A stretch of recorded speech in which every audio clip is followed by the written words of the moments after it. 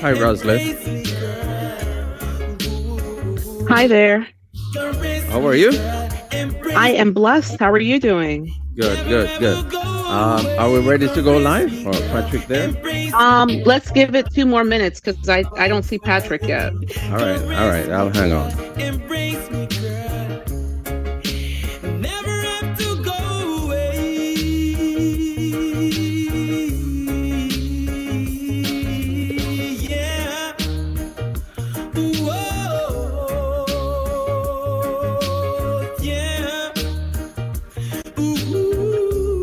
It's FM. Let me say a pleasant good afternoon, everybody.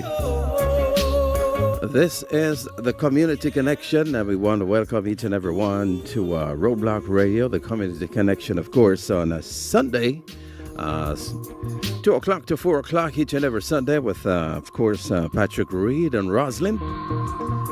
They'll be joining you shortly, but in the meantime, music there in the background coming from Romaine Virgo. Still kind of cold on it. Well, not kind of cold, but it's very cold on the outside. Hopefully you are somewhere warm, tucked in, and tuning into Roadblock Radio on a Sunday afternoon. This is the way we drop it each and every Sunday. The Community Connection is live and well, and just about 7 minutes after the hour. Roadblock Radio. When you're talking about drum and bass,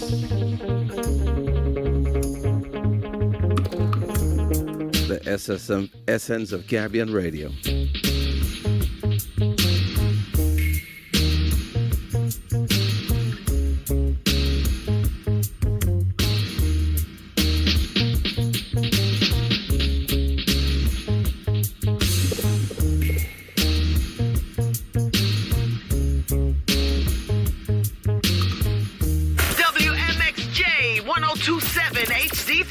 Roadblock, blazing Caribbean vibes. Mr. Big Man wants to be richer, while the poor man slave and suffer, but that can't work. To be poor is a crime. Man, I feel know that in this your time. To be poor is a crime. Man, I feel know that in this your time. I don't wanna be begging. God knows I'm trying to make 100 still living. With all of my strength I'm giving. Cause to be poor is a crime. Man, I feel know that in this your time, yeah. To be poor is a crime. Man, I feel know that in this your time. I'm tired of being pushed around. Oh God, help me to get off the ground. They wanna see me down. It's really hard for some of us to stay around. To be poor is a crime. Man, I feel know that in this time. To be poor is a crime. Oh now, man, I feel know that in this time. Oh well, oh yeah.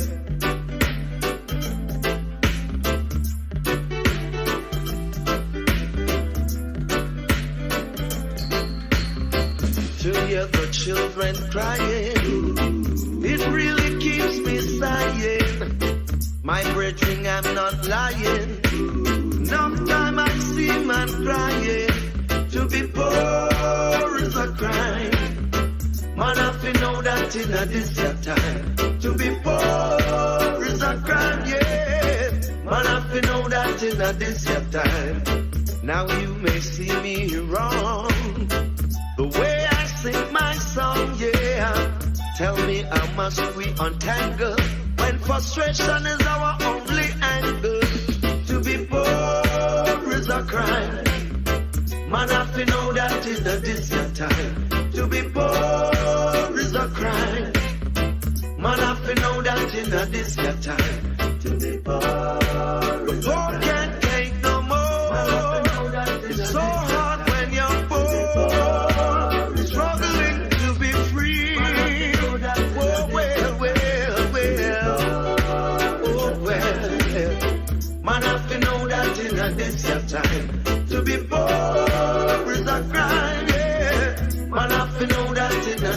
time. They grow up, see me granny struggle.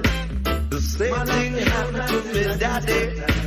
Enough struggle for me mommy. And the same thing come happen to me brother. Life is not easy when you're poor.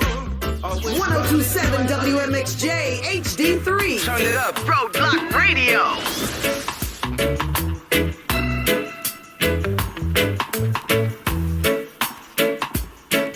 I'm not in a position to maintain you the way that you're accustomed to. Can't take you out to fancy places like other fellas that I know can do.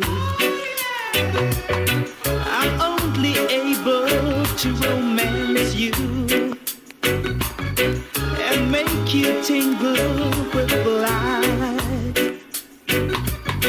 Financially, I'm a pauper, but when it comes to loving, I'm alright.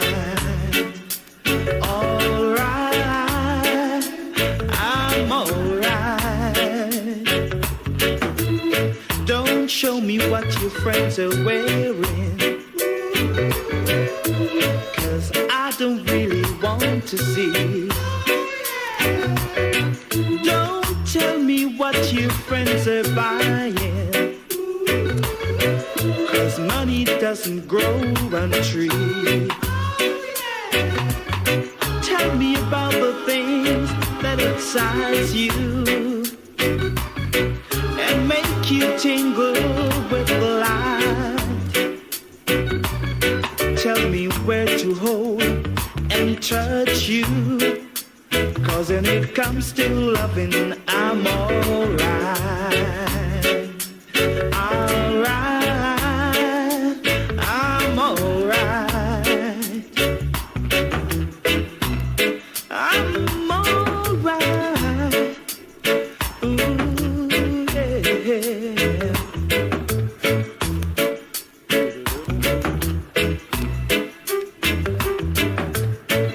And of course, let me say welcome. Just about 13 minutes after 2 o'clock. We're inside the Community Connection. You know there are things I can't buy you. Just about 20 degrees right now with plenty of sunshine in the northeast. High temperatures will drop down to about 18. Tonight, clear skies. Look for sunshine tomorrow with some clouds. And of course, temperatures will get up to 32 degrees right there in the tri-state area. Connecticut, 21 right now. Sunny skies around 15 degrees later on. And of course, clear skies tonight with temperatures dropping down to about 2 degrees. Generally sunny tomorrow with some clouds. And temperatures will get up to 27. And let me say a pleasant good afternoon to all the folks down there in South Florida. 73 degrees right now with partly cloudy skies. And tonight, a few passing clouds, low temperatures dropping down to 58, and interval of clouds and sunshine. High temperatures will be about 74.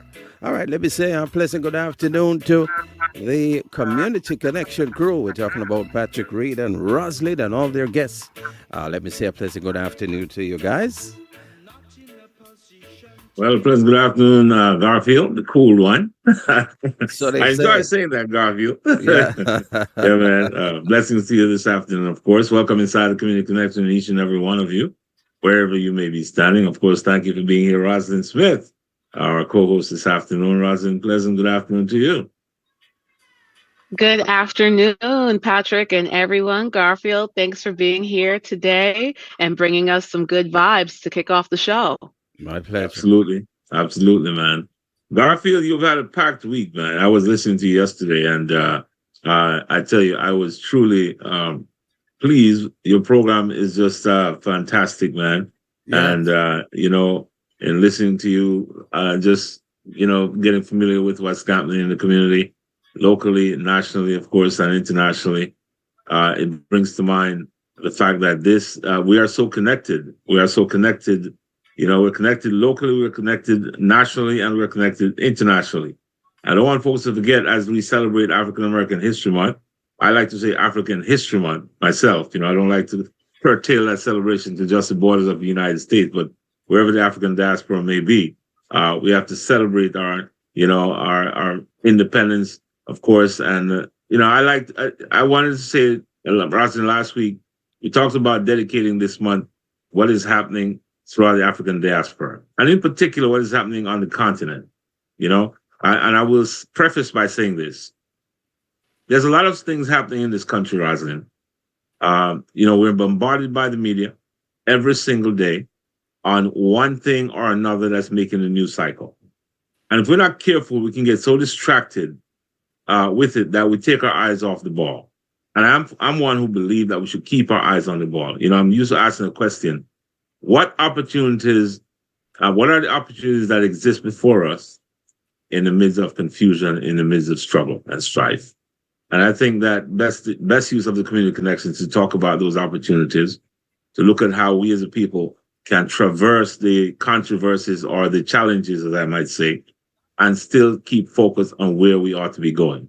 Not so much on what picture the president puts up on the media or some other distraction that is not directly impacting our progress, but to focus on our progressive moves, right? Things that affect us that are collateral, we have to deal with them, because we can't make them, allow them to distract our lives, but we ought to have a strategic plan and a focus. And I want to continue the conversation, because I've been looking at what's happening in Africa, and you played last week, Garfield. I don't know if you have them still in the queue, the snippets that I sent you. If you do, I might ask you to play one a little later on. But we played a snippet, it was a video by Jeffrey Sachs, who is a well-known, renowned economist and also a United Nations economic expert. And he was talking about what it will take for Africa as a continent to develop and to become kind of first world continent. And I dare say, use the phrase, kind of first world nation that it ought to be. Because I think of Africa as one entity, right? Most people look at the 54 countries and 54 separate states and think of it in that way. And of course, there are reasons to do that. But if we think collectively as one, then what are the opportunities for African development and Caribbean development and African American development throughout diaspora? And what's going on down in Brazil and across South America as well? So I'm happy to continue the conversation in some measure on these programs. But I know Roslyn has brought forth some great guests to talk to us this afternoon as we continue this conversation along the lines of African development, African strategic development, African history celebration, and, how the things that we do impact that development, all right? We're in the middle of political, I don't know what it is, mishmash or whatever it is, political craziness going on right now, Roslyn, and we have to sort our way through that. If we're going to emerge victorious, we must sort our way through that. So let me allow you to bring your guests in and we'll chat up a bit and we'll get back to some of the interesting conversation. Thank you so much, Patrick. When I think about what diaspora leadership looks like in this moment in time, civic engagement is a key pillar in that. And so I am grateful and honored to introduce our first guest, Jay Brandon, who is the National Program and Political Director at Higher Heights, where he helps lead the organization's national political strategy, candidate endorsements, and programmatic work, building a powerful political home for Black women in particular across the country. He's a veteran public affairs and political strategist from the Bronx, has more than a decade of experience in electoral politics, issue advocacy, and voter engagement. His work includes leading the Census 2020 with the New York Public Library. He has helped flip Georgia in 2020 presidential cycle through voter registration and engagement in Atlanta, and driving one of the largest early vote turnouts in New York to help elect Governor Kathy Hochul in 2022. So, Jay, I just want to welcome you on to the program and just give us a lay of the land of what we should be paying attention to in terms of different races that are going on across the country. We have a diverse audience. There our people sitting in different areas of the country. And so we want to just give a really 10,000 feet view. Well, one, thank you for having me. I'm really excited to be having this conversation. I appreciate Roslyn for the plug.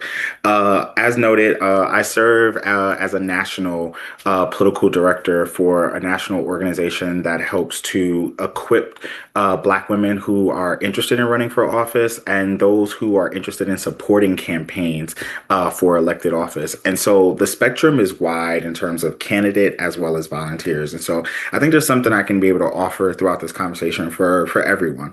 So when we look at national races, I think it's best to kind of like do it in the timeline in which some of this is happening, because then that helps to train our focus and know where we need to be putting our resources. So just in less than a month's time, Texas is going to have their primary. And as we know, Jasmine Crockett is on the ballot for U.S. Senate. They're going in the current primary up against another current Democratic representative, James Tallarico. That race is going to come down to turnout. And so if you are supporting either of those candidates, the goal will simply be to ensure that turnout is as high as it can be. Those interested to learn more about the Black women that are running for office across this country, feel free to check out Higher Heights' website. Higher Heights PAC is where you can find information on specific candidates. But in Texas, there's, like I said, the U.S. Senate race.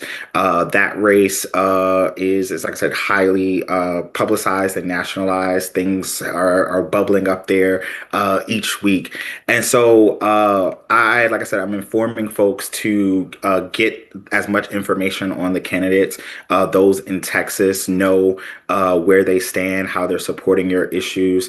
The Republicans are also in a heated U.S. Senate contest there as well, where you have the current state's attorney general running to primary, the current sitting U.S. senator from Texas, as well as a number of others who are seeing this as an opportunity. And so Texas is really going to matter in a few short weeks on the outcomes for as we lead towards the general election. North Carolina is also having their primary next month, and there are a number of races there, I would say, to be paying attention to. U.S. Senate seat is on the ballot as well. That is being seen right now as an opportunity to be flipped for Democrats. There are some U.S. House seats also up for contention this year as well. All 435 U.S. House seats are on the ballot. But in North Carolina, particularly, there are some there that are being seen as highly that are going to be highly visible, highly contested races. North Carolina 7. There's a Black woman on the ballot there who is going to be challenging a Republican incumbent. I want to circle back. Actually, I moved a little too fast and skipped over Texas. And because I wanted to just bring particular attention to the redistricting that took place there last year, where Texas is where all of this actually started, the redistricting fight that folks may be hearing about. And what happened in Texas was they did a mid-decade congressional map redrawing. Usually only takes place right after the census, which is every 10 years. And so what Texas did was they shifted 5 districts to lean more Republican, making them better gets for Republican elected officials. And so right now there has been a consolidation of Democratic districts, and there's causing some overlap. So folks are running in different districts that they may not once have. And the important note here is for voters to be informed. Excuse me. So I would encourage everybody to be on the Texas Secretary of State website, downloading voter guides, understanding where your new district lines are, so that you're informed on who you're voting for, you know where to go and vote, and that you can use your voice in this current moment during the midterm elections. So let's keep moving forward. So what else do we have on the ballot? There's Georgia. Former Atlanta Mayor Keisha Lance Bottoms is running for Georgia governor. Right now, she is doing pretty well on the ground there. Recent polls have her as a front runner. And so that is a primary that's taking place mid-May. And it should also feature a number of other Black women that are on the ballot across the state. There's a Black woman running for Attorney General there. There's a Black woman running for Secretary of State. There are a number of Black women running for the U.S. House seats that are on the ballot as well. So I would definitely check out Georgia. Just to run through a few others that I think folks should keep in mind, know that there are Black women running for U.S. Senate seats in a number of other states across this country. We have Florida, we have Oklahoma, we have Kentucky, and then we also have 2 on the ballot in Illinois. Right now, U.S. Representative Raja Krishnamurthy is the front runner in the Illinois Senate race, but right behind him is Lieutenant Governor Juliana Stratton, and then right behind her is U.S. Representative Robin Kelly. And so right there, you have a pretty pivotal race for the next U.S. Senator from Chicago. And then there's a number of others that are also happening. In New York, there is a changing of the guard in the New York 12th district. The current rep Jerry Nadler is retiring, and so there you have a wide field. I think something like 12 to 15 different Democrats running to compete in that race. Most of them are men. There is, I believe, a Black woman entering that race. I want to say, not drawing the name right now, but these are just, I think, some key races for folks to have at the top of their mind. As I noted, all 435 U.S. House seats are up for grabs this year. With that, there are several U.S. Senate seats up. There are a handful of governorships, AGs, and so forth. So I would just encourage everyone to be paying attention to what's happening locally and federally. Thank you so much. And Jay, I'm just curious, what makes this election cycle maybe different than previous ones from your perspective as someone who's in it day to day? So I think at the top of our framing of understanding what makes midterm 2026 so important is that this is the last real chance to save democracy. I don't say that as a hyperbole. I don't say that as an exaggeration. I say that as the realities of what we're seeing, what is happening. And if you're just paying even an inkling of attention, you can start to hypothesize some of these things for yourself. Right now, we see not just concerted, but just all-out attacks by this current White House administration, whether it's direct entities inside or whether it's outside. And Jay, all let me just hold you right there. You're on a roll there, but we're going to go to a commercial in a second.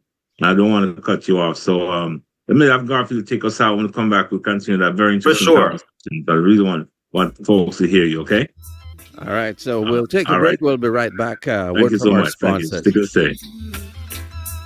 The doctor's on it. I feel a shiver. I'm feeling down and out. I'm a true believer. I know what it's all about. I know it's not the flu. It's all because of you. I feel a trembling when I wake. Come back and give another break. I feel a shiver running up my spine. This hurting feeling. It hits me all the time. Every time you go away, seems I can't live another day. Oh, my bed, it is so cold. You got my happiness on hold. Oh, I feel a ton of joy, and my heart gets warm. Thinking about you, holding you, squeezing you in my arm. But as the day turns to night, loneliness gives me a fight. I'm afraid to close my eyes. Guess it's another sleepless night. Oh, the shiver, the shiver, the shiver, baby. I'm on the doctor's order. I need you, baby. The remedy is you, girl. Don't you know? Don't you know? I feel a shiver. I'm feeling down and out. I'm a true believer. I know what it's all about. I know it's not the fluke. It's all because of you. I feel a trembling when I wake. Come back in a few moments, guys. Just give it a few moments, okay? I feel a shiver running up my spine. This lonely, lonely feeling takes me over time.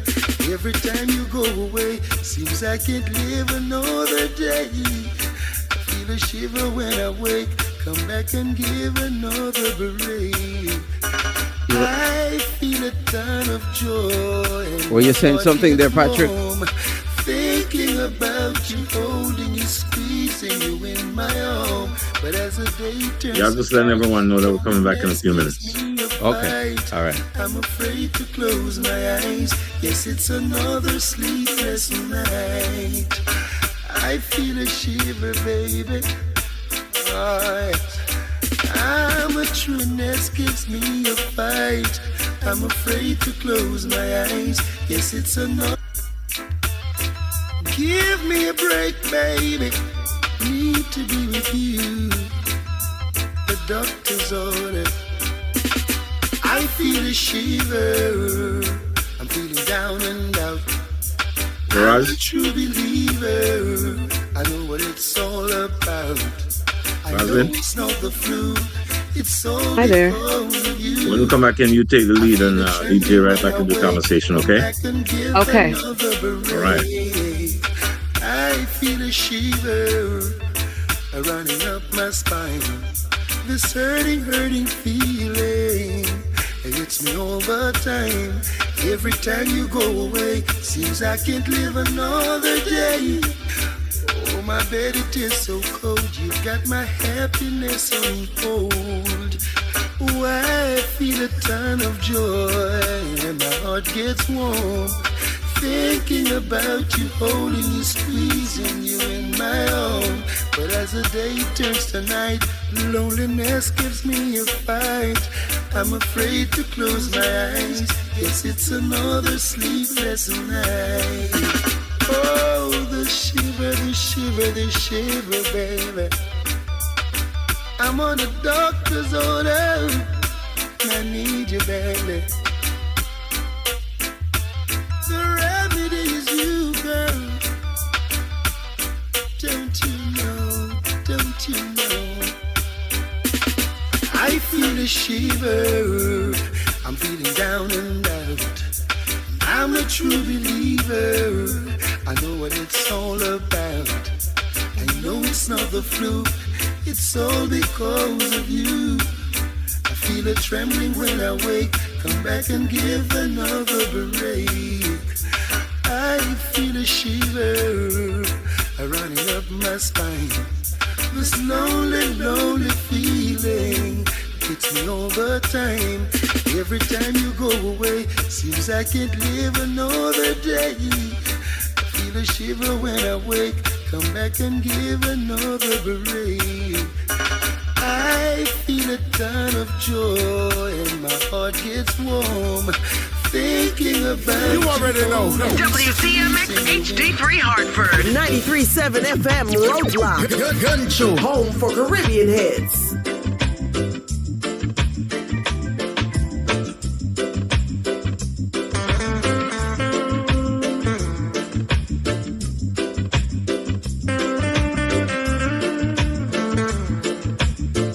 And of course, we are back. We are back inside the Community Connection here on Roadblock Radio. We are back. 2:35, 25 minutes now, moving up to the hour 3 o'clock. And of course, let me turn it over back to Patrick Reed and Roslyn Smith and their guest here on the Community Connection. So I turn it over to Roslyn. Good afternoon, Roslyn. We're back. Good afternoon. We are back indeed. And just before the break, we had our guest, Jay Brandon, who is a national political strategist that was just giving us some perspective on how the 2026 cycle is different from other cycles that we may have experienced in recent memory. So I'm going to turn it back over to our guest, Jay. Yeah, so I was, just leading into before the break is this is a moment that democracy is on the line, is on the ballot. This is the last, I think, frontier moment to be able to protect and hold on to the idea and the example of democracy that we have here currently in the U.S.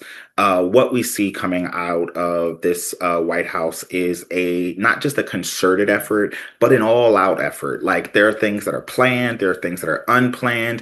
When there is something chaotic happening, as we experience with the ICE shootings or ICE killings in Minnesota, the ICE shootings in LA, Texas. I think there was one in Florida.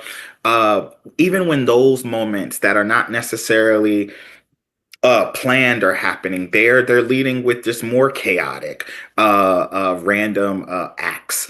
We've just seen so much coming in the first year out of this White House, that I think it is necessary to let folks know that this is what is different about this moment, is that if there is not some sort of balance created within our federal government, there is not going to be any other checks that come in the near future. We can truly think about the fact that if these midterms are not in the favor of Democrats, where they don't flip at least the House, potentially take back the Senate, there is no check and balance to the presidential elections for 2028. There's no inkling of oversight. And I'll say to folks, because I think this is important as I answer this question about what's so different, is understand that turning out in 2026, the midterms, November 3rd, 2026 is election day. Turning out then does not just put a period on it, is not just an end to the craziness.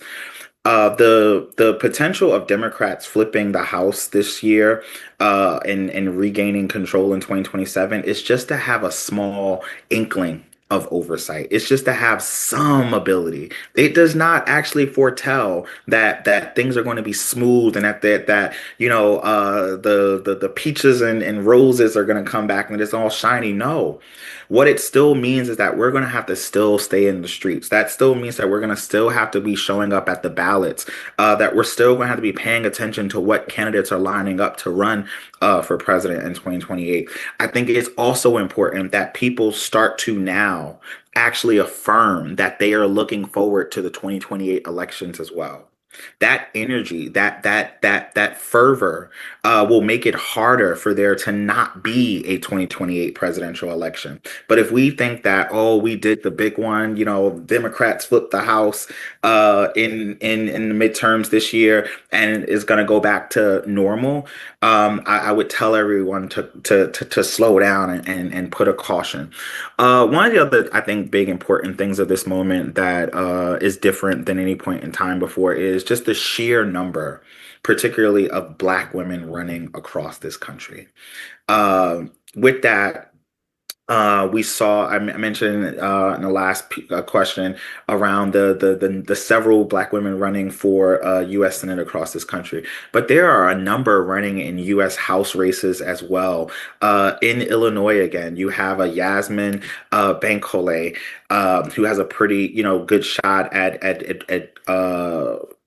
running and winning in her race. You have a Lauren Babb Tomlinson in California running to win one of those new California seats that was created after they did a redistricting effort. And so there are races across this country that feature first-time candidates that are stepping up to the plate. In Lexington, Kentucky, for mayor, that mayoral race is on the ballot this year. Lexington, Kentucky is one of the top 100 big cities in this country, and there's a Black woman running for the first time to unseat an incumbent who they just feel has reached the end of their tenure and their service to the community, the residents of that city. And so I think that is something that is necessary to be highlighting and talking about as what we see different in this moment. Thank you, Jay. And so I don't think it's a coincidence, right, that we're having this conversation about civic engagement, actually having people run for office, right? Because you got to be in it to win it. Some of the seats that you discussed were up and down the ballot, because I think there are people out there who may vote during the presidential years, but don't participate in all the other elections that happen every year. And in actuality, and Patrick talks about this a lot on the program, your officials at every level of government matter in terms of how resources are allocated and just your locality and how well it's being managed. And then also this week, we saw rhetoric coming out of the White House with regard to the federal government taking over elections, or them sort of providing some oversight there that they perceive doesn't exist. And then, of course, we have the very unfortunate, video that was shared on Truth Social depicting the Obamas, as animals, which it goes back so far historically in terms of, just racist tropes about Black people and people of color. So in this mixed bag of everything that's going on, how do we stay focused where we need to stay focused in terms of what we need to do in the short term versus the long term? Yeah, so I think I can appreciate talking about this because I think it does allow for us to have a moment for like skill building, right? I think, as I noted before, there's just so many things coming out of this White House. Some of them are planned, some of them are not. They're just spewing. And what I think we have to be able to take from that is recognize that's around giving us to just start to tune out. So you mentioned the video about the Obamas. I'm outraged like the others. I think it's appalling. But in this moment, I know that the focus can't be on that. It has to be on staying tuned in and locked into what's going to win midterm elections for, the team that I'm supporting. So I would encourage many of us to, particularly, you said this was the Caribbean. A lot of, folks are from Caribbean backgrounds. Like we are understanding as Black people that these are time old attacks against us. For many of us of my generation, we grew up hearing these stories. Some of them we had never experienced in our lives, but we could paint a vivid picture of what it was based off of the stories that we had been told. And so for us in this moment, I would encourage us to hear it, understand that it is still existing and it is persisting, but that there's a bigger fight to be paying attention to right now. Something I think to me really pointed this out. Just this past Thursday night, February, cold night. If you're in the Northeast, you know that it has been frigid outside. And so what took place on a Thursday night, first week of February, to me was interesting, where more Democrats came out to vote in a special U.S. House election than they did in the 2024 primary.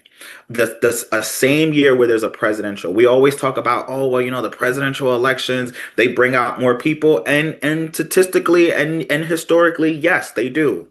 But it was interesting in this moment that more than 10,000 more people showed up for a special on a cold Thursday night than they did in 2024. To me, that says people are paying attention. And so I would continue to encourage us to be paying attention, be a part of that group that is focused, that's dead locked in, that says, all right, this is the time that we have to decide, where we want to stand, when it comes to the history books. I'll end this particular answer here. No matter what your particular political affiliation may be in this current moment, I would encourage us to look at historical context and ask ourselves this particular question. Have we tried, a conservative approach to politics in this country when it comes to, how we see social issues, how we see fiscal management? Have we tried a moderate approach to those things where we've had, moderate Dems, we've had a approaches or steps towards a greater future, but we scaled it back a little bit. And then I would ask us to ask ourselves, have we truly tried letting the reins free of what it looks like to be a progressive society that calls to the table all diverse voices, all diverse figures and entities, and hear what everyone has to say? Doesn't mean we have to act on every bit of it, but be able to hear what everyone has to say, and then from there start to create a constructive plan forward. That would, be my charge to folks in this moment about staying locked in and focused, is deciding what we really want that to look like. I'm going to let Patrick jump in. I'm going to let you jump in, Patrick, because he just opened up a can of worms when he talked about that cold Thursday. And of course, I know you caught it, Patrick. So Patrick is in New Jersey and very, engaged on that side of the river. I'm in New York. And so I know all about that special election. And we know some of these candidates very intimately. So you know what, Patrick, I'm just going to let you take it. Go ahead. Yeah, the lieutenant governor, former lieutenant governor on it about 2 weeks ago, I think maybe 2 weeks ago, and to see that galvanization, that movement, that outpouring of exercise of the franchise, as I call it, go out there and vote and represent. It answers in part the question that I've asked at the beginning of the program, Jay, and I'm so happy that you're here, because you're illustrating some of the movements that's going on across the country in our community, right? In our community, maybe at a greater community as well, but in our community, we're not sitting distracted by what the latest news cycle is saying. We're actually preparing for, when I look at the presidency right now and the leaders who are running the country, and I see two things happening. They're doing a work with the right hand, and they're distracting with the left hand, right? So it's like, being in a fighter jet, right? Send off flurries so you can hit over there, and then they'll attack you on this side. And it is it's the modus operandi of this new, should I say, new movement in America, right? And we as a people have seen this story before. We have seen it so many times before that we can't afford to sit on the sideline and get distracted, get caught up in social media, get caught up in general media, and not think about, okay, what's going on with civil rights, right? Which rights are on the chopping block? Should we keep our eyes on that one? What's happening with economics in our community, development in our community? What's happening with our representation in Congress or in local government, state government? So your organization is strictly and laser focused on that, in getting folks in there to make sure we have a voice. And I'm so happy to speak with you, because that's what I mean when we say, what are the opportunities before us, existing before us in times of challenges? And if African Americans are celebrating African American History Month now, and you have a distraction going on, it's easy to get caught up into it. We have to stay focused. Now, you're championing an organization that really are honing the skills and developing the power of our community through the African American political women's movement, if I might say that, right? It's more than that, but you're really focused on getting women in politics to represent. What's happening with the men? What's happening with our men? Because the conversation nowadays is that we've all gone over the wire, over to the right side. That's the perception, the other distraction that is being put out there as a narrative. We have to, as a group, go forward in a direction that pleases us, that fulfills our goals and desires. Yeah. So two things I want to mention there, right? When we talk about like staying focused as the community, right? The Melania documentary released, I think, last weekend or the weekend before that. I was a part of that community that went and said, "Oh, I'm gonna watch Michelle Obama's Becoming," and I think it was something like a 13,000% spike in viewership. It actually was back in the top 10 that weekend of content on Netflix. So that reflected us as a community standing together in resistance. So I want to mention that at the top of it, and then to talk about what you let in at the end about Black men in that. It's a real distraction. It is a true distraction when we don't paint the full picture around and black men and black women supporting each other. There are like some statistics that I love to, use when we talk about these things. One of them is around marital rates, right? We've for a long time heard, about black men not, marrying black women at high percentage rates, and to know the numbers is to know that that is propaganda. The reality is over 85% of black men and black women are marrying and relationshiping with each other, and the percentage of black men that differs from black women who date outside the race is only a difference of about 3 to 4%. So in the small pool of us that are not dating within the black community, we ain't doing it too far from each other. So I draw that contrast to say that we're more often than not operating on the same page. And then so when we get to politics, right, it's important to know again that just right behind black women in terms of the most active and in of the Democratic base at that are black men. Right behind them, I think the difference there is only about it's about 5%. Just controlling for error purposes and whatnot. So it's a 5% difference in terms of the number of black women that vote for Democratic candidates that voted for Kamala Harris.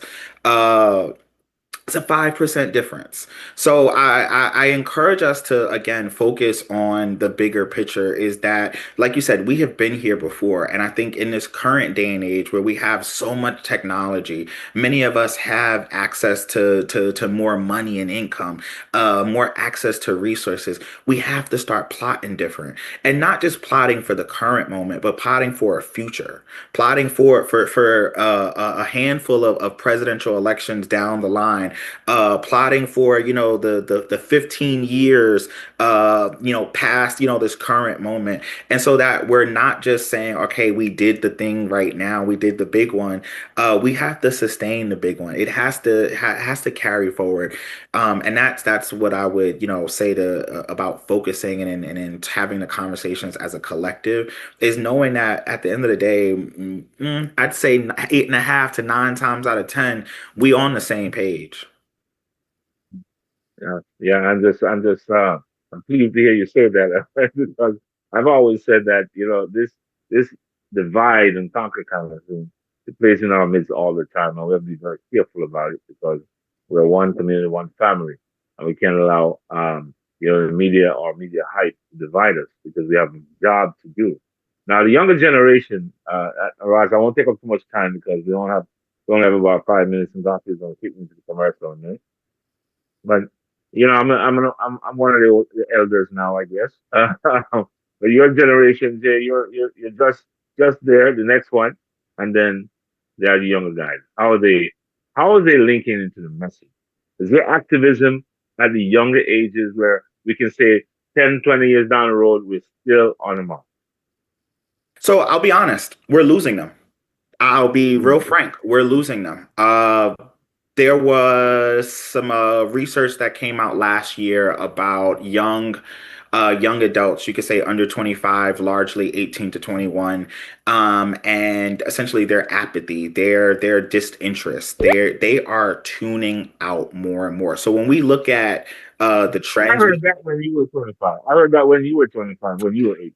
So I would say for me, 25 was coming on, was still what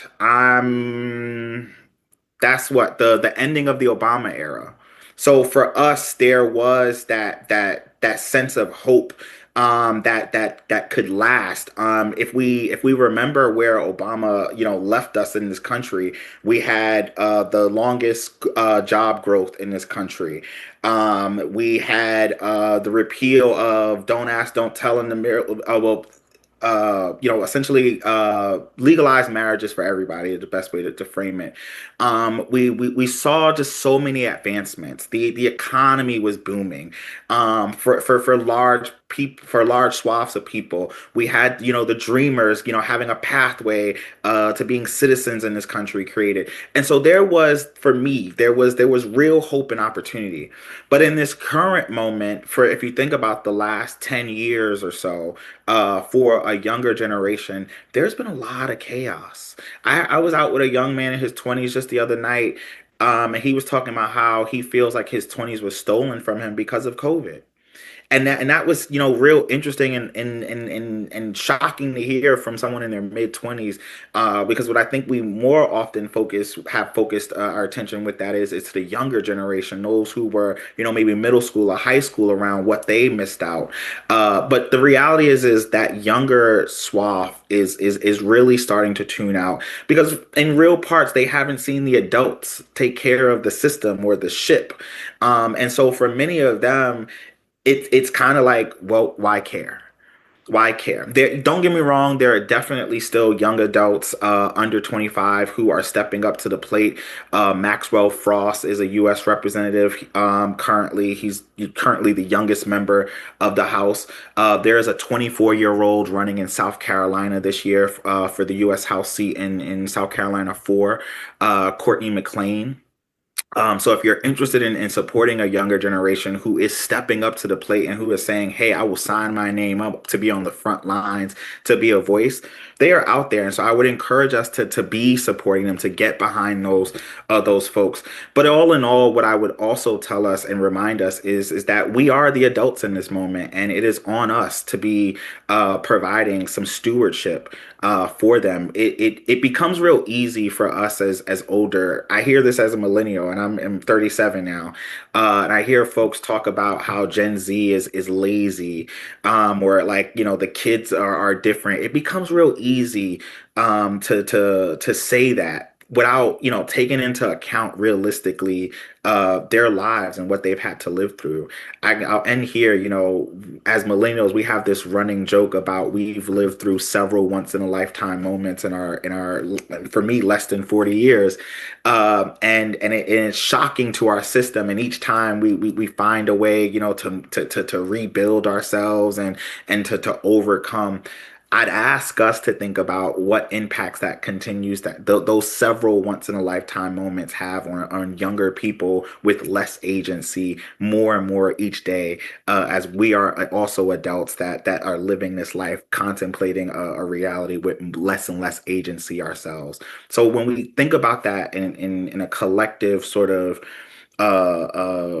exercise, we all in this together, and at the end of the day is we're recognizing that there is a more concerted effort by a small few people that are actually trying to divide us.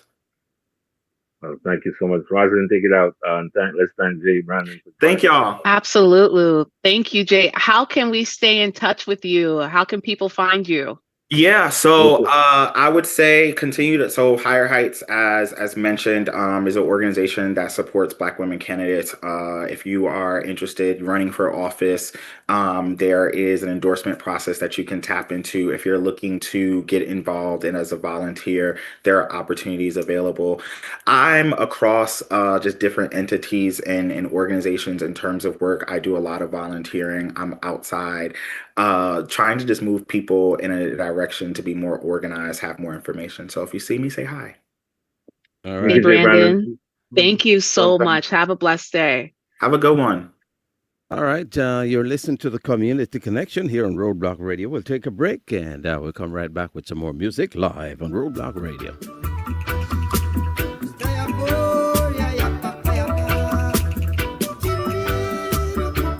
Roslyn, text me when you get a chance. Have a good Sunday. Enjoy the rest of the show. Thank you. Africa unite, 'cause we're moving right out of Babylon, and we're going to our father's land. Yeah. Agree. How good and how pleasant it would be before God and man. You saying something there, Patrick? To see the unification of all. Hello. Africa. You're breaking up. Yeah, my brother. As it's been said already, let it be done. Hello? Yeah. Yes, indeed. I agree. We are the children Got you guys, everything. Good to have you here, man. Great time. Which tribe? Hey, Roslyn. Hi, Al-Tariq. Thanks for joining Impromptu. Is this okay? Like, after we went to a suit on or a jacket? You're good. No, You're good. You're not like this. You're like the young people, like I be a millennial. I don't know. If you pick up a bag of Skittles or something, it could get precarious really quick.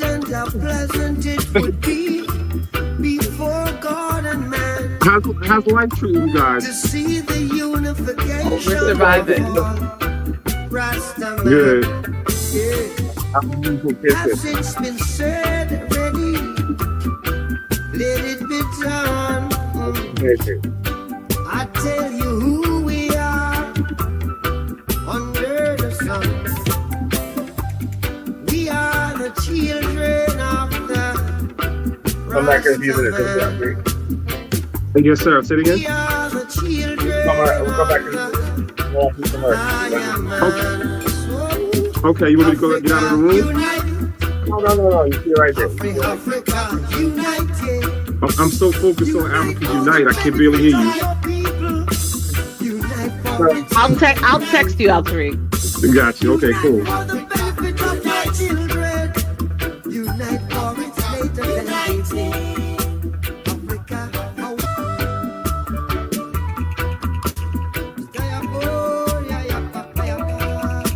You never know how long we have.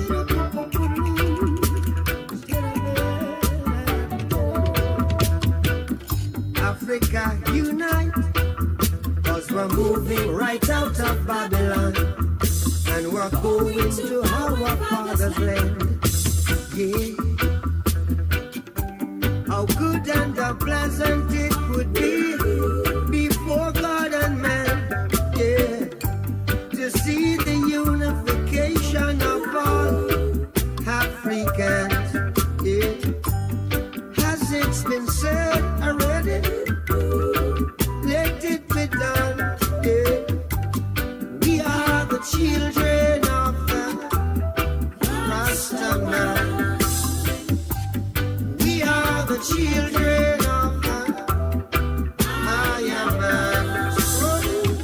Africa unite, 'cause the children wanna come home. Yeah. Africa unite, 'cause we're moving right out of Babylon, and we're grooving to our father's land. Yeah. How good and how pleasant it would be before God and man to see the unification of all Rastaman. Yeah. Has it's been said already? Let it be done. I tell you who we are under the sun. We are the children of the Rastaman. We are the children of the higher man. So, Africa unite. Africa unite. Yeah. Unite for the benefit of your people. Unite for its later than anything. Unite for the benefit of your children. Unite for its later than anything. WZMX FM HD3, Hartford. Run the music. Roadblock 93.7, your Caribbean hit station.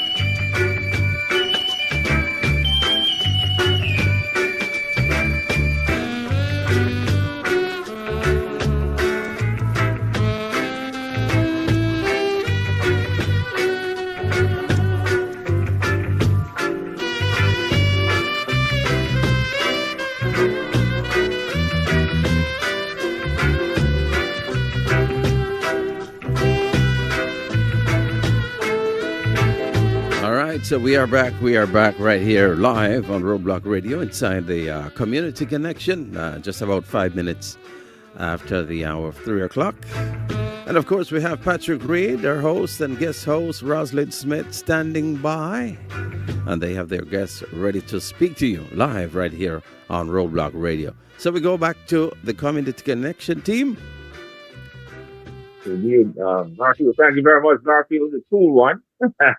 We've got you inside the Community Connection. Let's say a pleasant good afternoon to each and everyone.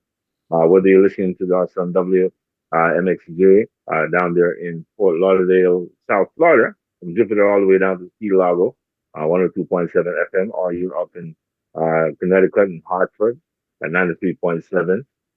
Or you're emanating from the Empire State Building, coming from New Jersey, New York, and CBS 101.1 FM HD3. We're happy to have you inside the Community Connection on the World Wide Web as well. And I want to thank Roslyn for linking us with Jay Brandon, our guest in the first hour. A tremendous conversation about what's happening on the ground and in the political arena with our galvanization as it pertains to the coming election and going forward as well. And as I said before, this is African American History Month. We're celebrating African American history and the contribution of African people, not only in this country, but throughout the entire diaspora in the world. And when I say African History Month, I'm talking about the entire African diaspora. Because, I tell people first, I'm African first, right? Land of Garvey, I'm African first. I'm a Caribbean second, because that's where my people are dispersed in this hemisphere. I'm Jamaican third, proud Jamaican born and bred, country I love. And I'm an American fourth, because this is where I grew up, this is where I raised my children and work and make a living and do business as well. So you see, that is me.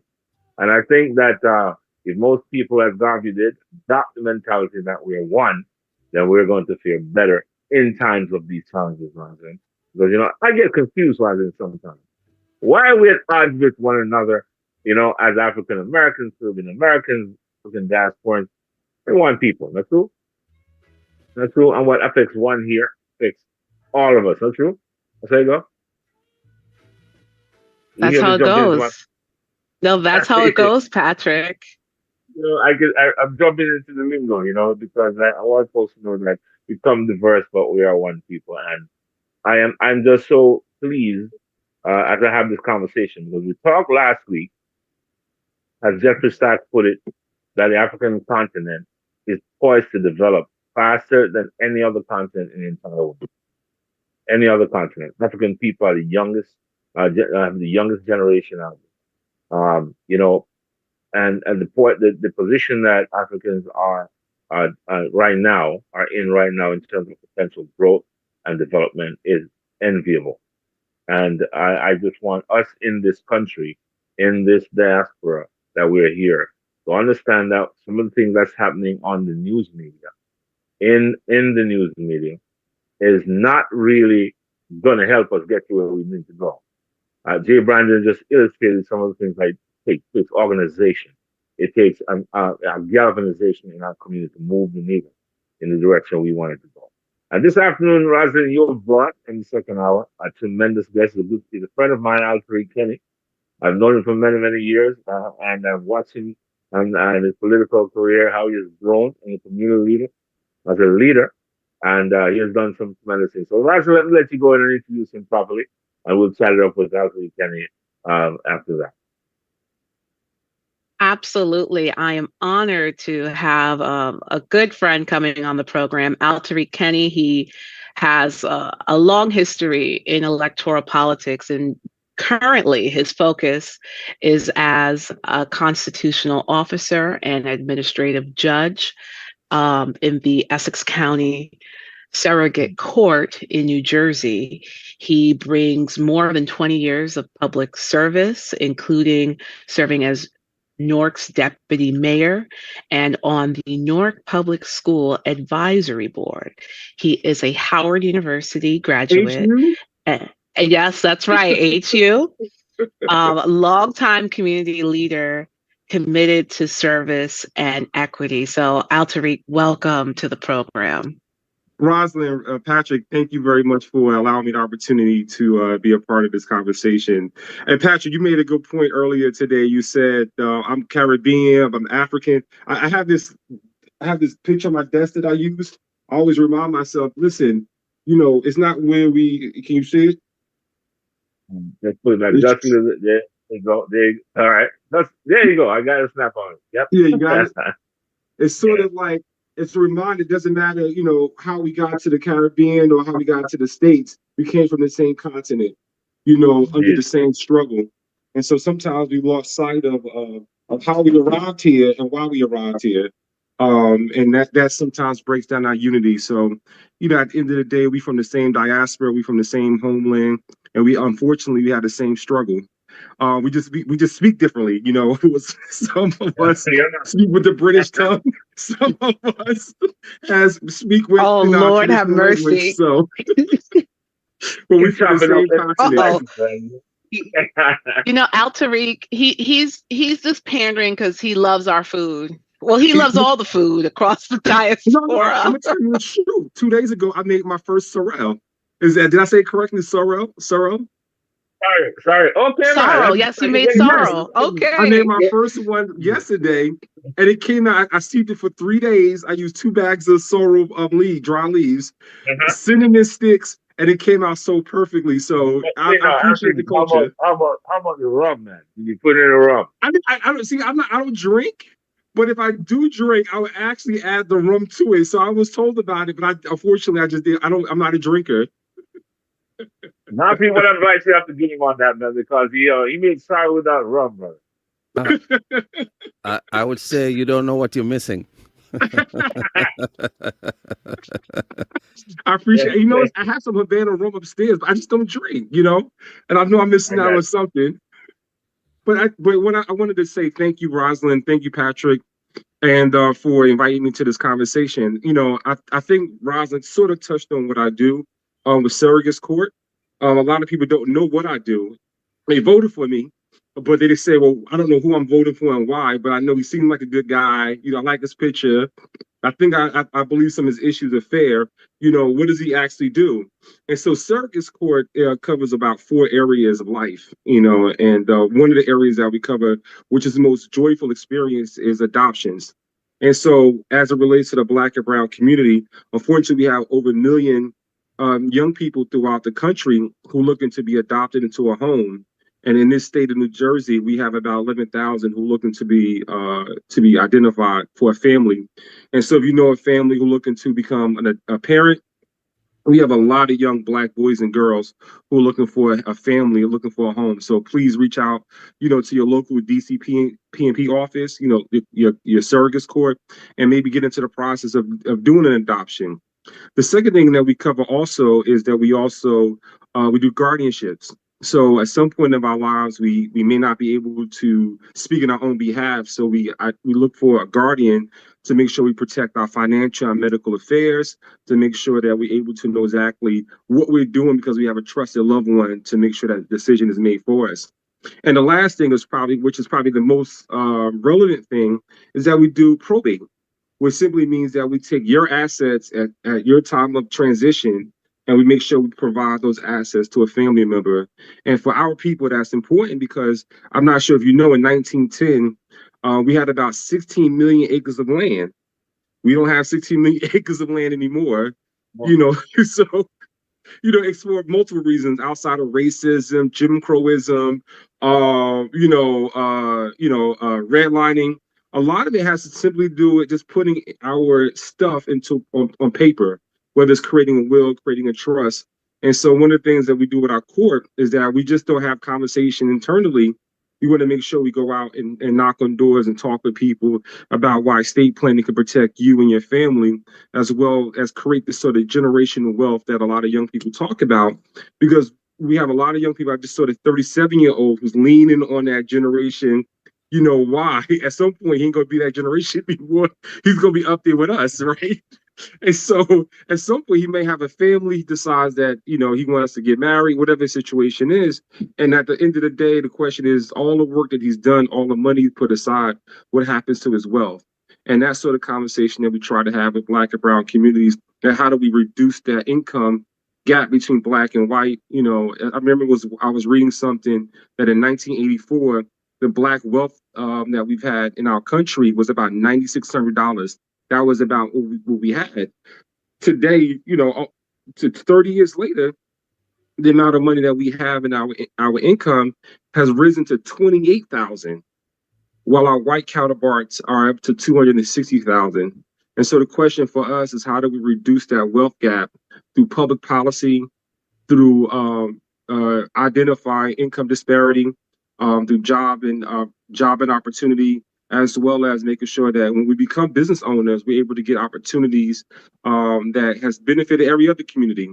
Whether it's through vendor procurement, with the counties that we work in, or through the state, or even through the federal government, which there's an attack on. So that's the sort of thing that we're doing with our court, is to try to become more proactive in terms of trying to address the wealth income gap and the disparity that we have in a very legal way, in the way we can do it. So I just wanted to just make sure that was, known and shared with you guys on this very important day. Well, you touched on a topic that I know Patrick is passionate about, as someone who's involved in real estate. And, we spent the first hour of the program talking about civic engagement, right? And so now when we talk to you, there's another pillar in what's going to move the entire diaspora forward is the transfer of wealth and building that generational wealth. So when you talk about, our communities not necessarily putting things on paper, what do you think the barriers are? What misconceptions are out there that are keeping our people back from taking those necessary steps? So I think one is people have to look at estate planning as part of financial planning, right? And financial planning is critically important. And so in our community, about 68 or 70% of how we purchase a home is based on, how we transfer wealth is based on our home ownership. And so we believe in home ownership. And because the redlining denied us the opportunity to acquire property, at a very bare minimum, and also the federal government helped, with these loans that they were providing other communities, at the time that we were building wealth, it has created that gap.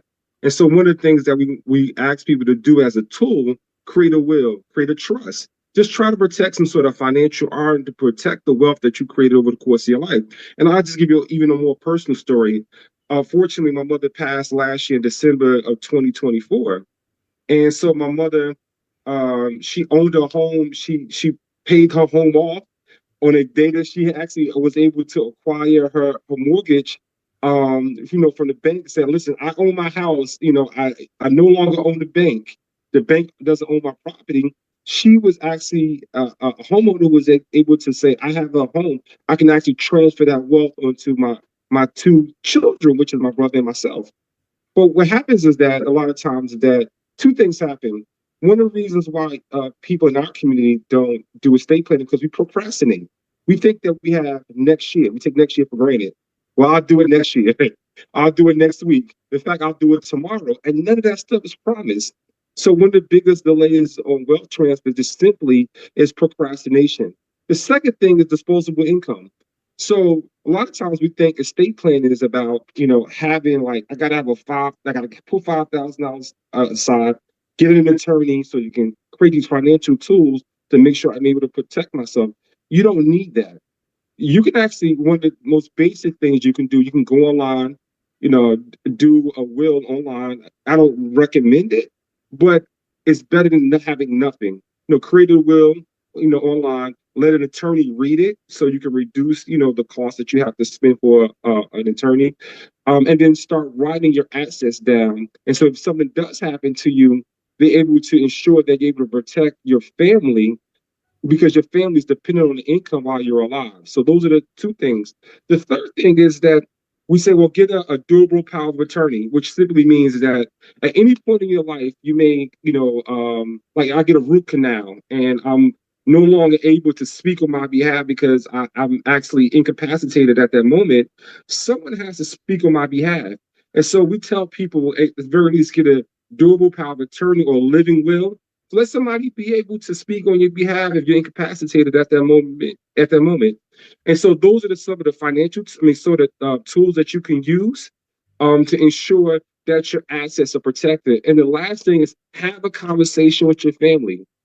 The worst thing that we can do is talk about the end of life after life is no longer there. right? So we start talking even with my mother. My brother and I had this conversation. I wish mommy would have done this. Or I wish my dad would have done that, right?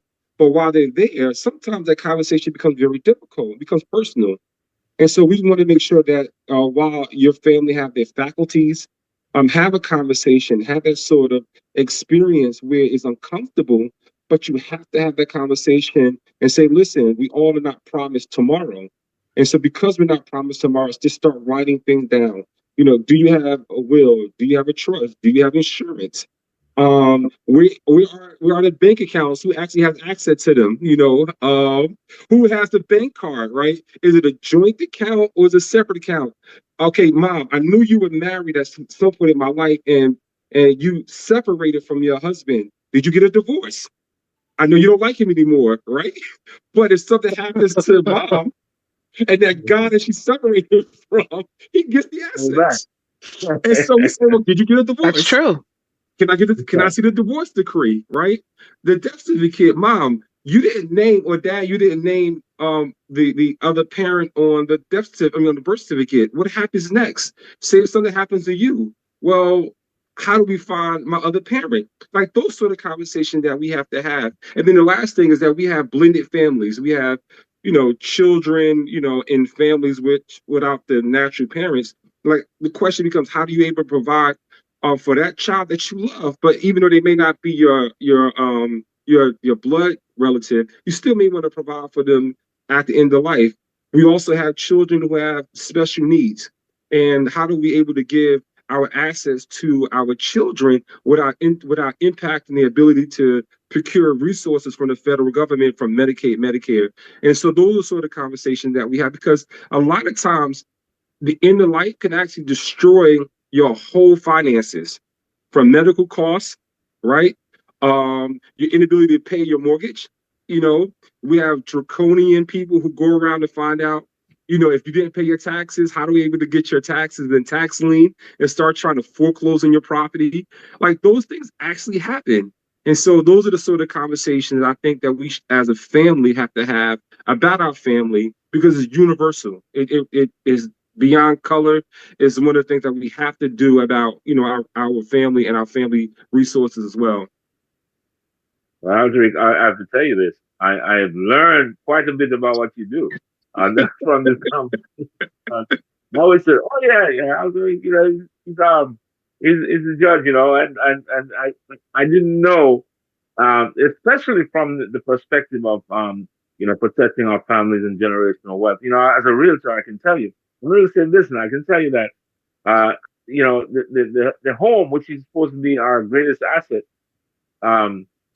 sometimes a lot of people that die and the house gets tied up. It's left in estate court, and the folks don't benefit from it as they are supposed to benefit from it. It's such a gap in education, and how we secure our families' generational wealth. I can't think of anything better that we can do in African American History Month than to have that real conversation at that financial education and how we build wealth, how we protect our wealth. I would say to my sons, guys, listen, we gotta buy some multi-unit properties here, so that later on we can all chill out, and when I retire, I can get an income coming out. More income coming in. I'm trying to move them to the point where, hey, you gotta plan some stuff. You're worried about what's on TikTok on do some real stuff. Let's plan some stuff here. So when it's dust settles, we're gonna be okay. Yeah. You provide a tremendous service to our community, man. And I didn't know how deep it was. So I thank you for that education. It's one of those, it's one of those laws that you don't want to have a conversation about, because it's personal. Like, no one wants to talk about death. But the question becomes, how are you able to talk about life, from generations of people who are not even here? Let me give you a perfect example. Like, my children are applying. Well, we're trying to see. We're looking at the private school route as an opportunity, for our children. And so the question is, how do we pay for it? Now, some of the young people that are going into my daughter's 7th grade class, their education is being paid for by great grandma, who's no longer here anymore, who passed in maybe the 1970s or the 60s, but because she created a financial tool to ensure that her great-grandchildren are put into a situation where if she dies, then there was a trust that was created to pay for the education of her grandchildren or great-grandchildren, and it decreases the debt load. And you know how powerful you know how powerful it is? There was an argument that says if it wasn't for the law that was changed in the 80s and the Jim Crow laws and all the laws that was created under redlining, we could have paid for 1.1 million of our children go to 4-year colleges debt-free. But because of income, let me use a better word, income instability that happened because of the law, we weren't able to create businesses.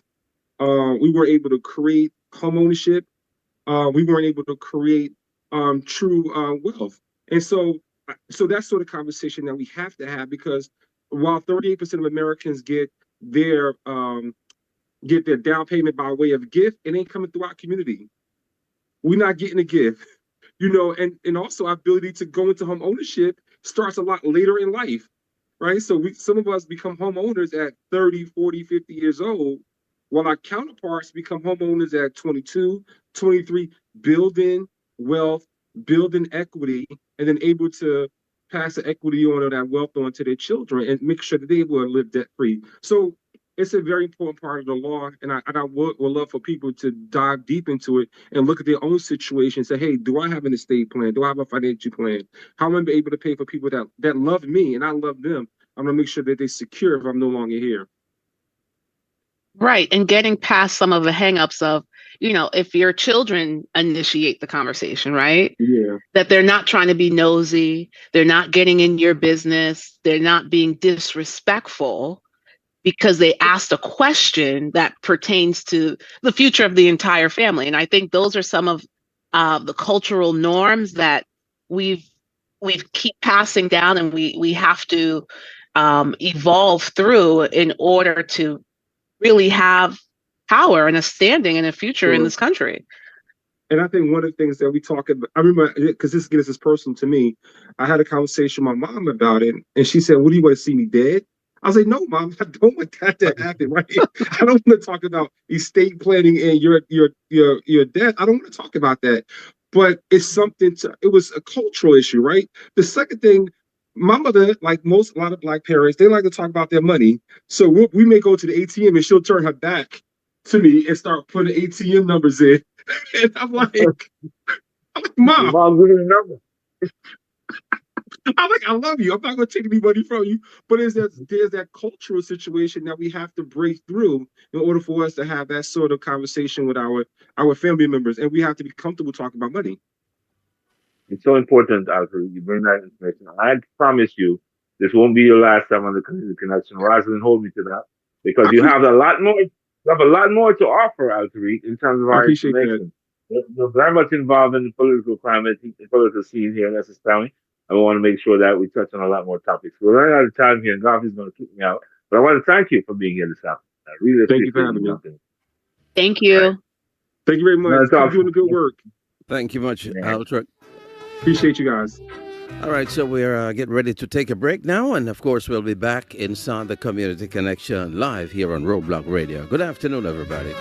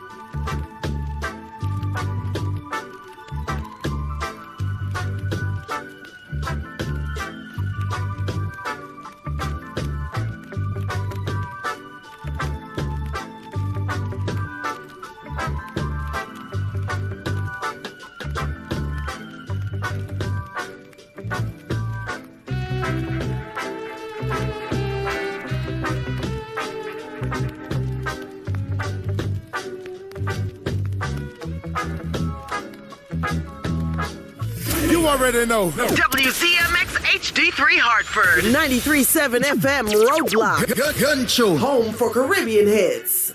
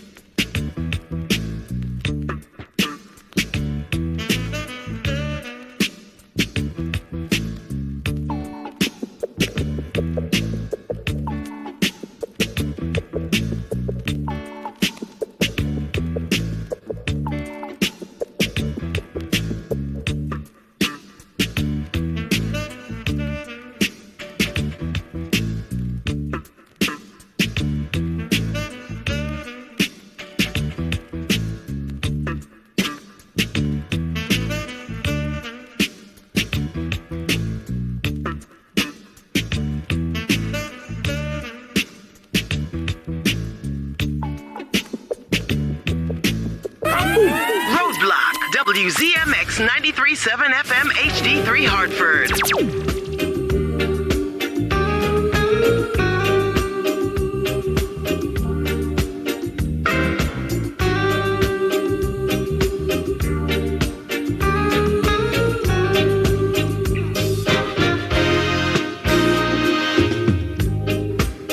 Love has found its way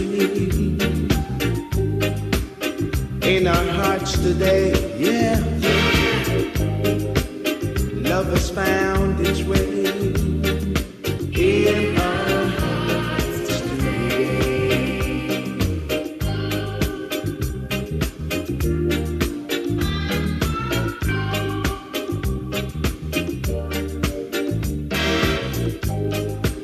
When your love is beautiful,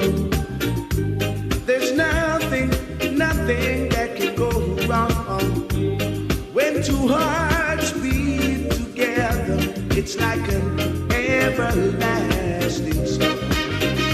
It's like an everlasting song. The moon shines bright. All right, so we're back. We're back inside the Community Connection live here on Roadblock Radio.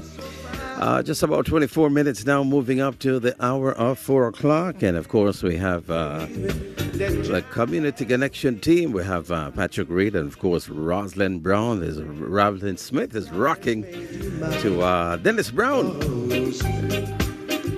Love has found its way. All right, guys, take it away. You're back. Garfield, let it play, man. Let it play. I'm finding my way. Me too. All right. In our hearts today. In our hearts today.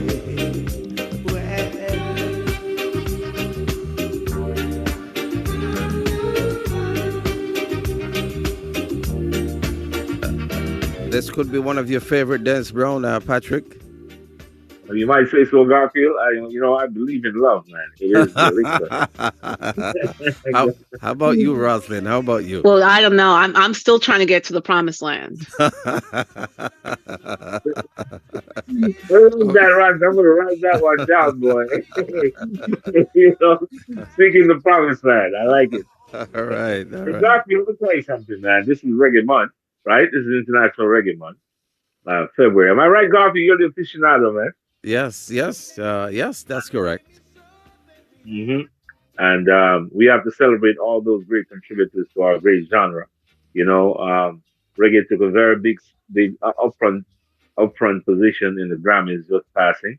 Lots of young artists coming up and establishing themselves in the music arena. And so when we talk about celebrating African unity, African History Month, I want to be inclusive because contributors are all over the globe. And we want to make sure that we recognize the contribution of every African in the diaspora for our development and growth. I want to also recognize that this day, we're celebrating the Super Bowl, right? It's a Super Bowl day.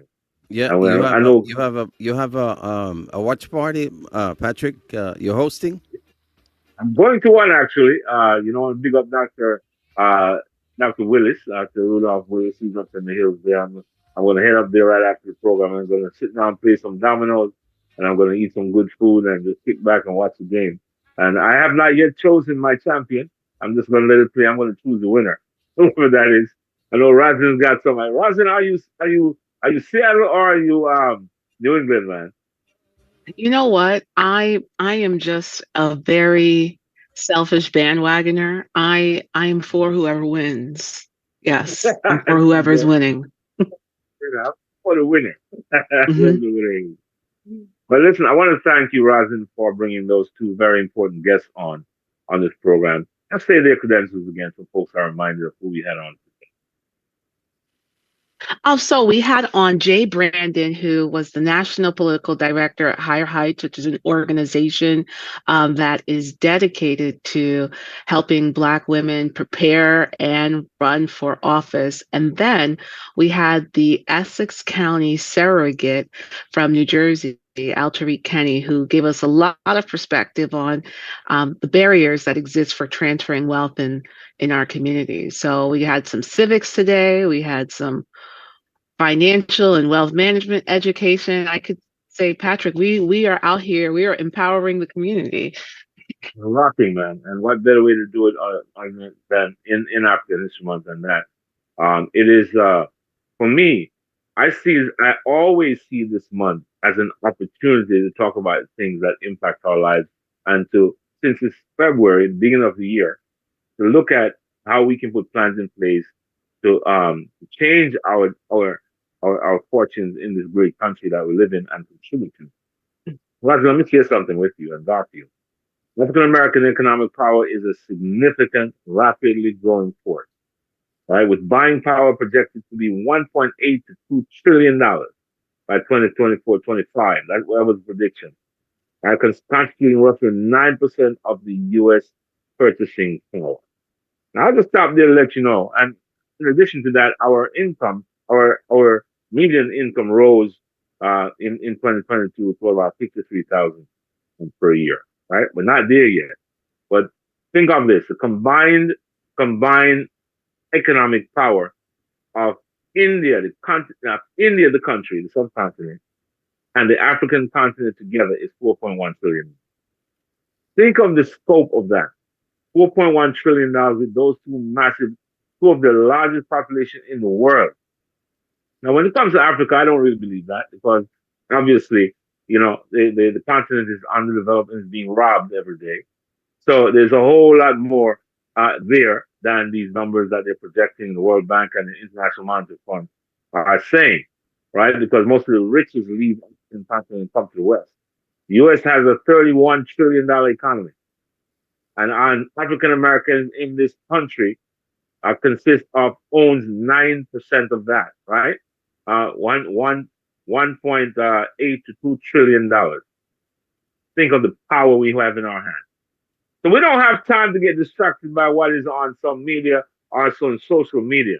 What suit somebody's wearing or what somebody wants to put. Who cares if Donald Trump apologizes for putting that out there? We know where he's coming from to begin with. But let's not get distracted by that. Let's keep our eyes on the prize. I'm preaching here, Roslyn. I know you're in the audience, but don't heckle me yet. Because I'm on a soapbox, man. I really think that the best we can do is to keep bringing this important information to our community and let us strategize to go forward. What do you say? I'm tongue tired. Well, I'm in lockstep with you in that regard. And when you were talking about the buying power of our communities, right? I reflect on Pastor Jamal Bryant and the organization of boycotts and holding county companies accountable that dismantled DEI as soon as the new administration got in office. And so when I think about Target in particular and the boycott, which led to a stock price devaluation, when we don't spend our dollars somewhere, it has a major impact, right? And so I think about just the conversation we had today, the civics, the organizing our own families and wealth management, and then some of the activism piece of being intentional about where we're spending. I feel like we have the groundwork to really go further. We just have to continue to encourage unity, in our communities and work together. And that's the thing. I think in all the challenges that are happening and, and like the social media posts, if anything, that should encourage us to stick together even more, as opposed to all this divide and conquer rhetoric, especially among the diaspora. I feel like, that's something else that has popped up recently with another, and I know you're not a big fan of her, Patrick, but I have to say, when you look at people in social media that are out there, like what happened with Nicki Minaj and President Trump, it's unfortunate because I saw a spike in conversation that seemed divisive. And the reality is, I think you hit the nail on the head that, as Black people, we have a common lineage, and we need to keep that front and center and not get caught up in antics that don't move us forward. Yeah. Matthew, how did you react to all of that antics, as Roslyn put it, this week, man? Did that catch your attention, or just a passing wind? No, I just can't over it and keep moving. Too much time spent on those things, Patrick. Yeah, man. I really believe that we're learning, right, Roslyn? Yes, we are. No, I love Garfield's disposition. Garfield is he's about the vibes. Yeah. Garfield wants to just fly high above all of the nonsense. That's and it. I respect and appreciate it. And actually, I want to shout out some other folks at Roadblock. Our friends, Patrick, David Shepard, and Sandy Daly, who they covered the Grammys, right? And I know coming out of the Grammys, there was dialogue about Diaspora division, or did immigrants build this country and so forth. Again, I think we want to keep the unity messaging front and center and act on it, right? Yeah, absolutely. Yeah, man. I want to big up Sandy Dale because she did such a tremendous job in getting us Roadblock exposed to the Grammys for the first time. Big up yourself, Sandy, up there in cold Canada, because it was an awesome coup for Roadblock.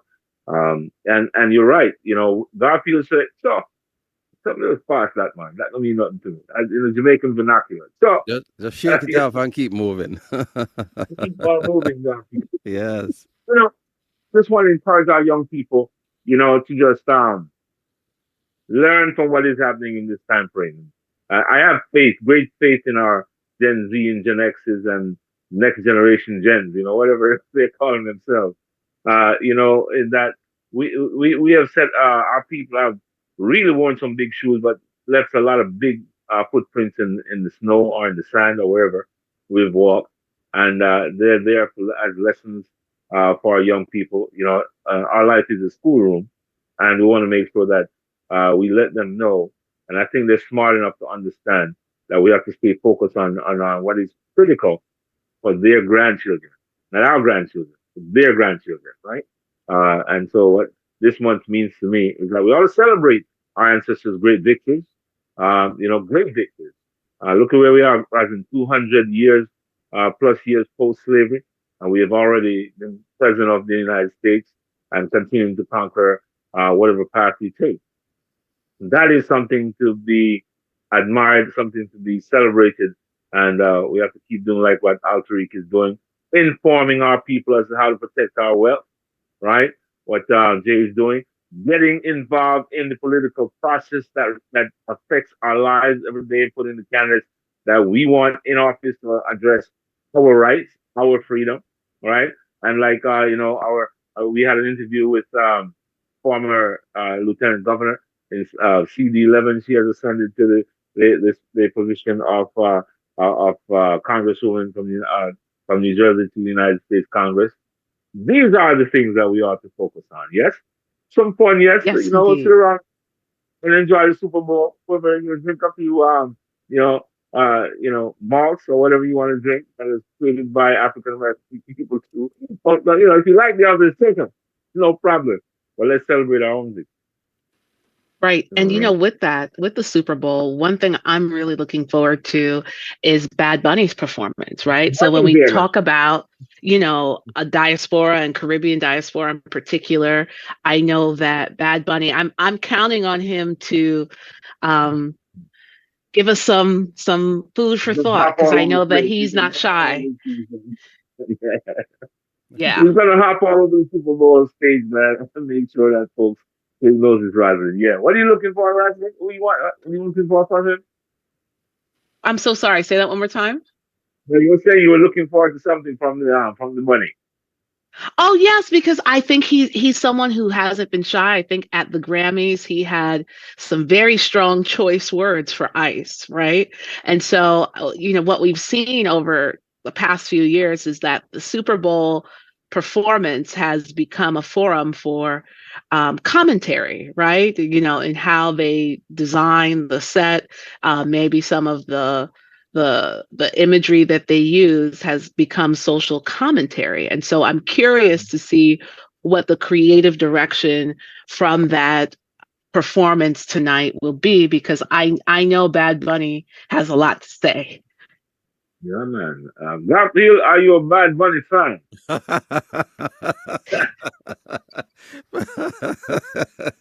No, I'll watch the performance. I'll watch the performance. You gotta admit it, man. You can't keep it to yourself. We want to know. Let's let Garfield fly. Keep flying above the mess. I don't think I saw. I don't think I've ever seen him perform, except maybe on some clippings. But interesting to see. What is it? Millions and millions of hits on Spotify. This is no joke. It's the most. I think it's the biggest artist in the world right now. And so, So they say, so they say. Nuggets got their hands full tonight, my friend. But they're gonna put Kid Rock out there to try and counter it. Kid Rock, right? Yeah. We're living in America, boys. It can only happen here, man. But we have to stay focused. Inside the Community Connection this afternoon. Thank you so much, Roslyn and Garfield, purveyor of this program. Always on time, my brother. Roslyn, I'm kind of I'm getting ready for the Super Bowl. I don't know if you want to jump in anything else. I'm telling you to give Garfield the rest of the time to rock it into the Super Bowl time frame. Yep, I am looking forward to a quiet evening until I tune in for the halftime show. And other than that, I hope everyone has a blessed week. Come on, Roslyn. You know you want one of those teams to win. Tell us, man. Come on now. Wait, to tell you what though. Who do you have to win this? Are you betting on this game, Roslyn? Are you betting? No, I wish I should be betting. I should be, because that might be advantageous. But you know what? I would be betting blindly. I have people in my life that are part of fantasy leagues and watch all of the stats. So I could probably get them to help me make an informed bet. But other than that, I would be betting blind. And I don't want to do that in this economy, Well, then, we'll talk about investments in another program, because I know that's something you're excited about. And, we're going to talk about how we invest as a community and some of the tools that exist to help us build continuous wealth in this country during this month and every other month. All right, Garfield, take it away, man. You have the rest of the time. All right, so you heading out now, Patrick, to play your domino? Yeah, man. Thank you very much, man. I'm done. This Sunday is a wrap. Thank you so much. What is it going to be? Wings and sorrel, or what's going to be on the menu? Well, like Alteri's, is sorrel, his recipe, but I think I'm going to add a little J. Ray and his nephew on there, so I can keep him warm. You're going to need it for this cold weather. Let's see everyone's connection next week. Yeah. We're going. All right. Thank you, Patrick. Thank you, Roslyn. We'll do it again next week, right here on Roadblock Radio. And of Take course, care, everyone. Bye-bye. Fenton Draw is coming up at the top of the hour, and Beresford Hammond is going to take us out for the Community Connection this afternoon, live on Roadblock Radio with hosts Patrick Reed and Roslyn. Here's Beresford Hammond talking about Black Beauty as we celebrate Black History Month.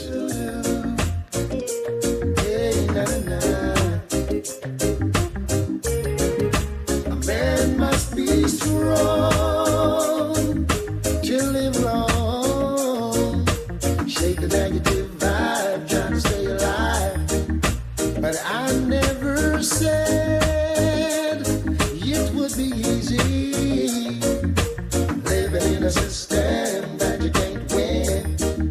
That by the time you roll and slow, folks hardly want to say hello, but since we've got a pride, we'll survive. We believe in the Black Beauty.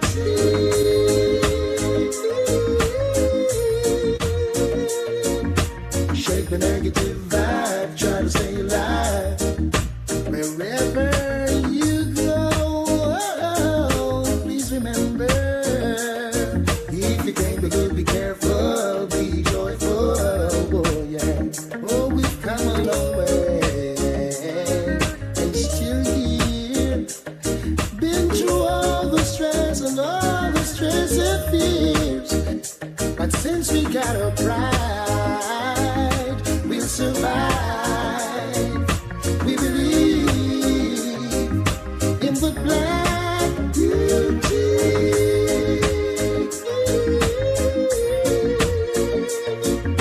Shake the negative vibe, try to stay alive. Whoa, wherever you go, please remember that Jah is on your side. We're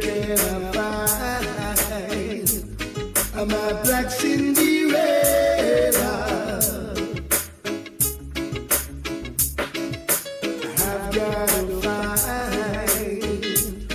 my black Cinderella.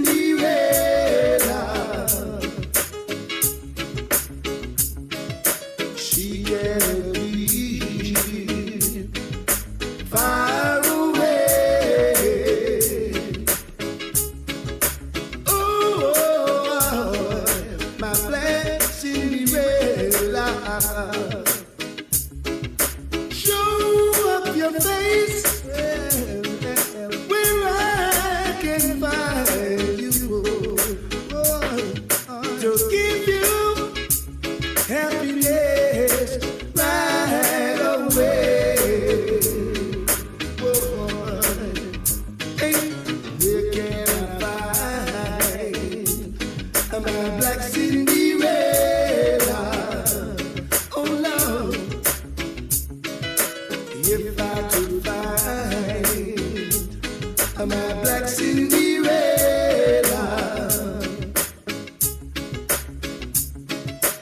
I would